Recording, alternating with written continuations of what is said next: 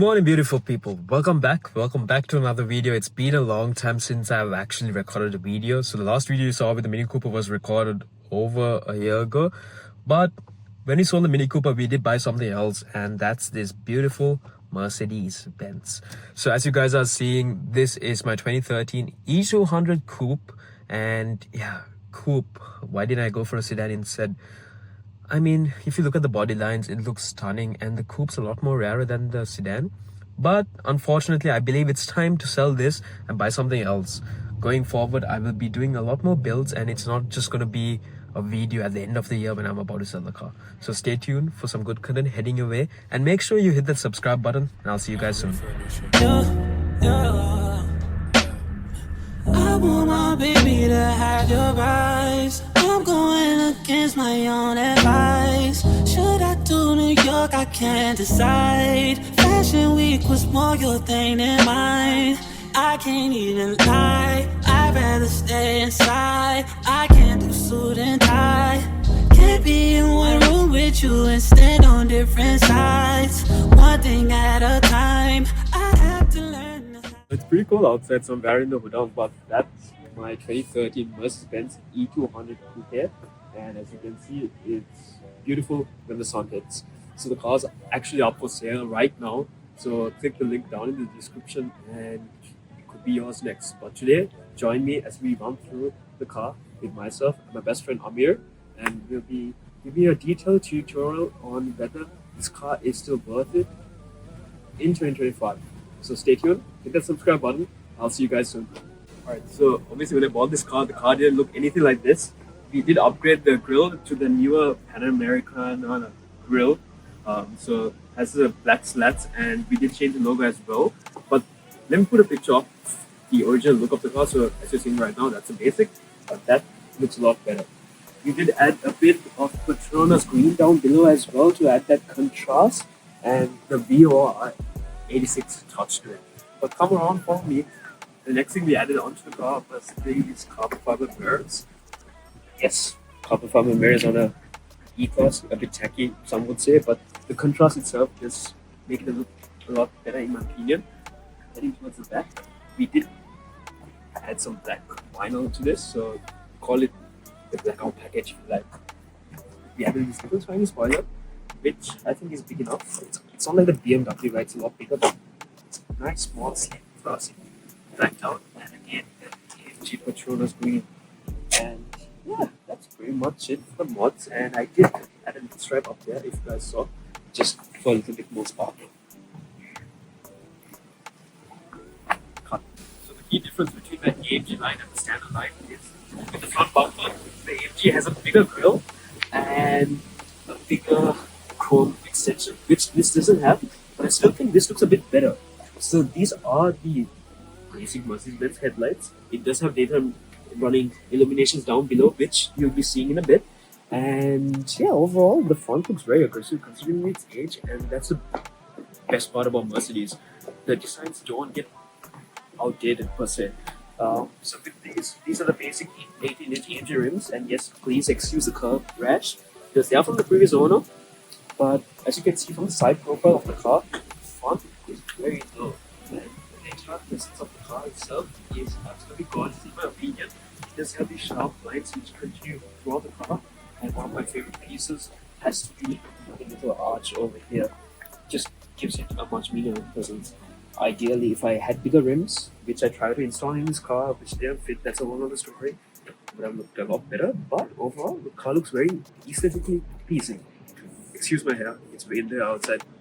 But as you come around the back, it looks pretty much like the basic E-Class. The only difference is the two coupe just slant down a bit more. Headroom wise, yes, you are falling short of it because it's a coupe, but overall, stunning piece of machinery in my opinion. Alright, so this is the heart of the beast. As you can see, it's not an AMG engine.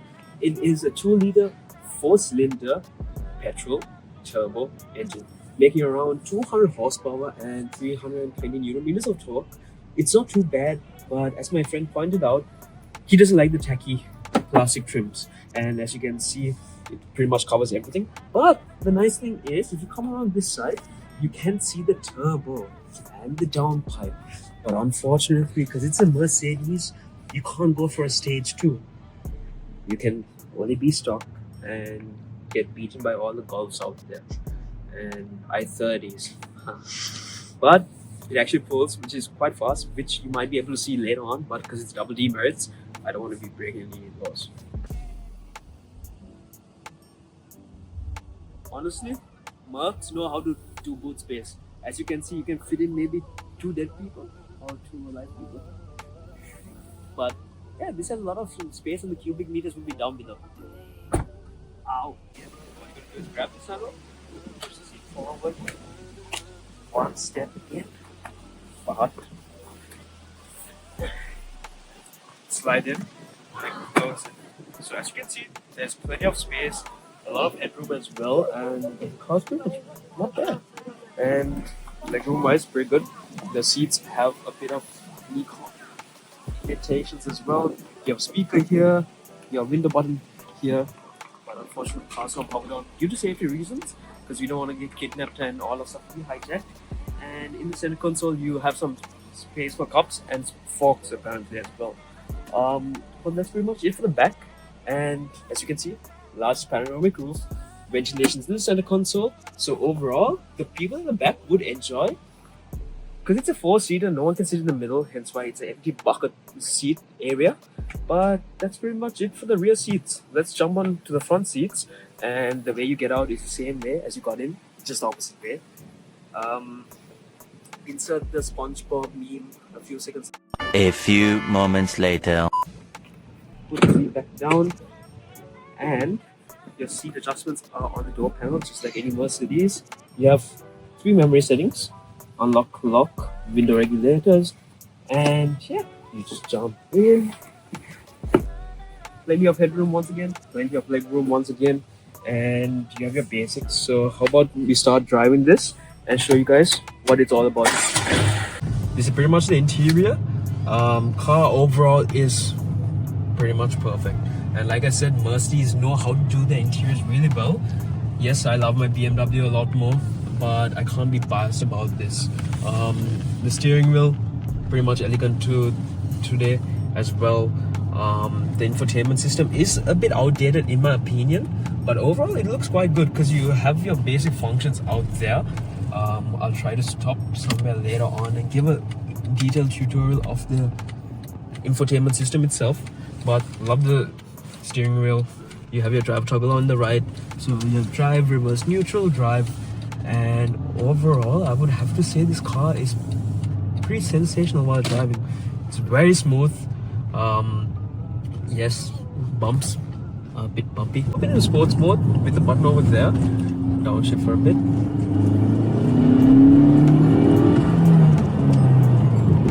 So handling wise it is quite good. It picks up quite fast as well, and overall, like Mercs, very smooth.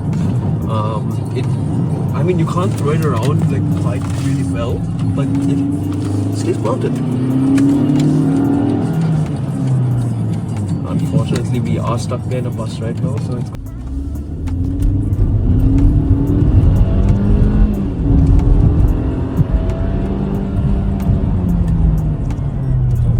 not too bad. It smokes most of the crowd, so if you look at the rear view mirror, everyone's just gone.